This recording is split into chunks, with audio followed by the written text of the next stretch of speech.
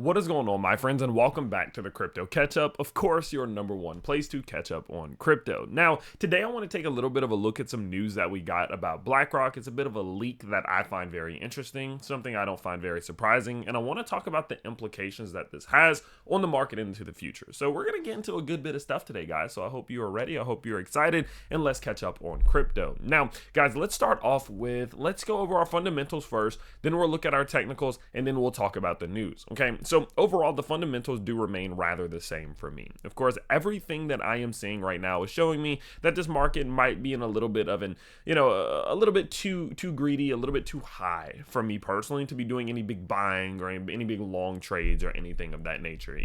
We look at something like the Crypto Fear and Greed Index. It is stable, don't get me wrong, which is a very good sign, but we are still sitting at a 75. You look at your visual screener, this bad boy is still sitting heavily in the favor of people closing down all their short trades and opening up on their long trades, even though the market's not doing too much right now. You look at something like your RSI heat map, we go out to the 4-hour, the vast majority of your top cryptos are in the overbought zone. You look at the 12-hour, same thing, Bitcoin, Solana, ADA, ETH, all of these overbought to the upside. You look at your 24-hour, Bitcoin, ADA, BNB, all of these ones are sitting overbought and in the strong zone, and it takes you going all the way to the weekly to see your altcoins down here, but still your Bitcoin, Solanas, and Suis and Dojas, they're all overbought. And typically what that means is that this market's just a little bit high, that it's a little overextended, and it is usually followed by some sort of pullback eventually. It doesn't happen right now, but eventually it wouldn't shock me if that was the case. Now, when we do combine in what we're seeing with liquidation data, it does even further solidify that opinion. On the 1 day, this 7-day, and the 30-day, we are seeing a vast more, way more liquidations that will happen if this market does pull to the downside. And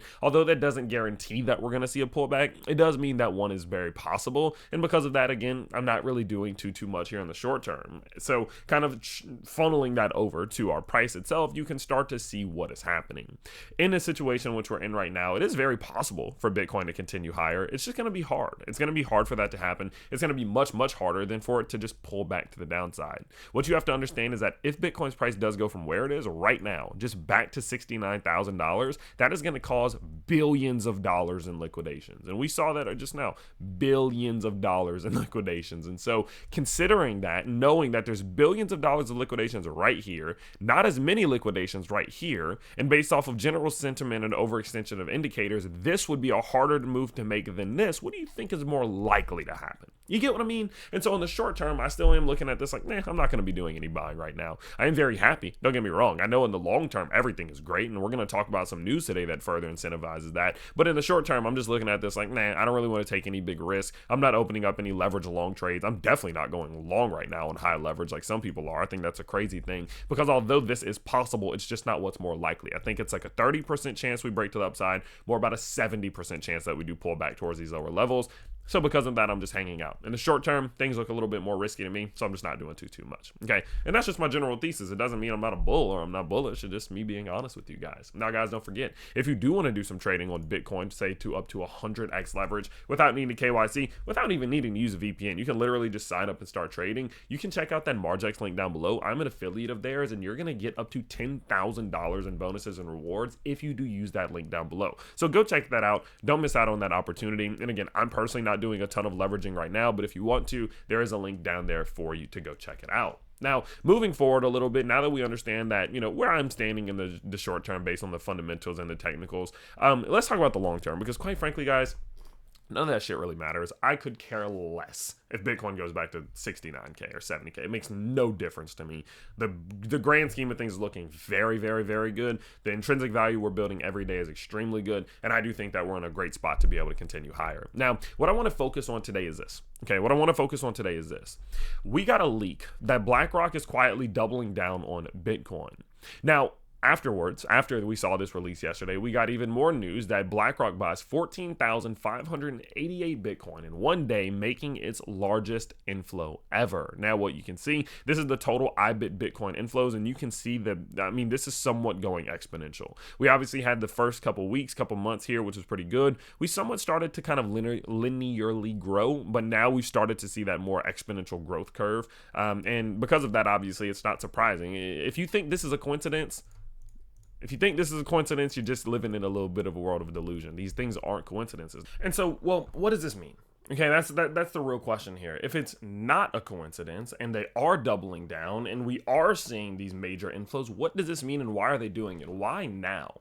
Because when we look at this, right, like they had obviously a ton of inflows at first, but things did start to get a little linear. They started to slowly, gradually accumulate a bit all the way up until about the 25th of October. And that's when things really started to catch on fire. I mean, that's when they really started buying and buying and buying and buying. And it leads people to question, why now? Well, the easy thing to think is, of course, well, obviously the political landscape just opened up like crazy, right? I mean, it's in a much better spot. And so that obviously is beneficial. And I do think that plays a part, but I think it comes more down to the supply demand shock than people recognize.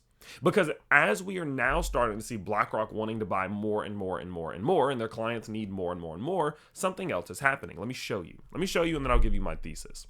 What we're seeing, of course, is that a substantial amount of governmental bodies, states, and many more are starting to consider adding Bitcoin to their strategic reserve. We got this from Mario not too long ago, in which they said, I can confirm that in 2025, multiple states will have strategic Bitcoin reserve legislation introduced. Some of these ones that are crypto friendly are Montana, Nebraska, Kansas, Texas, Tennessee, California, Nevada, Arizona, major states here. They're already considering it. There's some that are a bit unclear that we just really don't know about yet that are going to say something at some given point.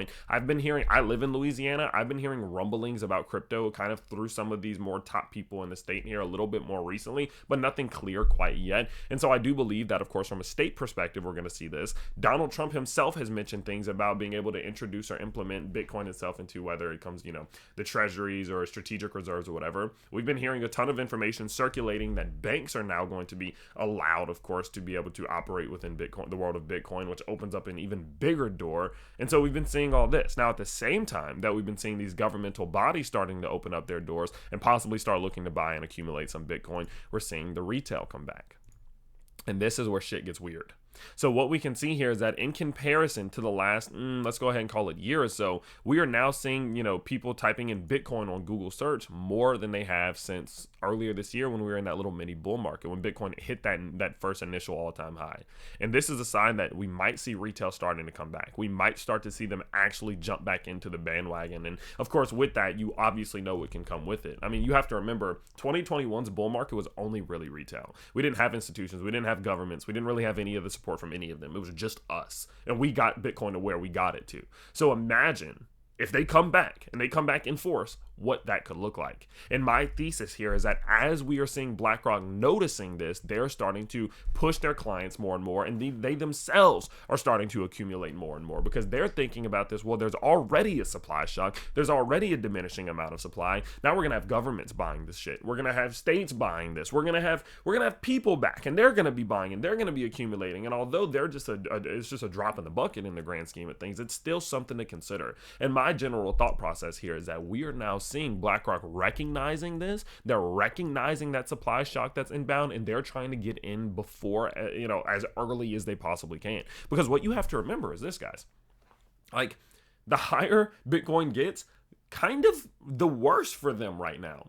Because their whole goal is to continue to expand their reach. They want more and more and more people to invest in Bitcoin through them. And the higher Bitcoin goes here, the less gains that are going to be on the table for the new people that are going to buy Bitcoin through their ETF. And so their goal realistically is to try to some degree get this in front of as many people as they possibly can, as fast as they possibly can, before this thing is at a point where it's so risky that they can't truly recommend it to people because it is going to come with that volatility warning. And so because of that, in my opinion, I think BlackRock is recognizing the supply shock that's happening. They're trying to get ahead of it. And the fact that this aligns perfectly with them buying more and more and us finding out that these different states are possibly going to inject Bitcoin strategic reserves, and then what's happening with banks and what's happening with other institutions and retail coming back, that's no coincidence to me. I've been in this market long enough to know that coincidences don't really exist. And so because of that, of course, I think this is huge. I think that the leak is true. And I do expect that we're probably going to get more and more information about this regarding these types of things over the future. So let me know your thoughts down in the comments below. What do you think is going on right now? Why do you think that this leak is true? I don't really try to feed into the drama side of things as much, but I do think there's a possibility there. Let me know your thoughts down in the comments below. Don't forget to subscribe. This is a brand new channel. We're aiming for 1750 subscribers by the end of the year, and we're on track to get there. So thank you all so much for helped that journey, and I can't wait to see you all in the next one. Peace out, everybody.